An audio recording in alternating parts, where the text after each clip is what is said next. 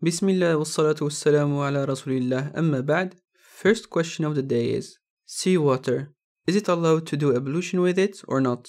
The answer is, yes, it is allowed. Either way, you do have sweet water with you or you don't, it's always allowed to use seawater for ablution. The big one and the small one. Proof, Hadith Abu Hurairah radiyallahu anhu. When a man came to the Prophet ﷺ and asked him, he said, "We go on the sea and we take with us a small amount of water. Is it allowed for us to use the seawater for ablution? Because if we would use the water that we took with us for ablution, we will get thirsty. So, is it allowed for us to use the seawater for ablution?" The Prophet ﷺ answered, هو الطهور ماؤه الحل ميتته. So he answered ﷺ about the seawater.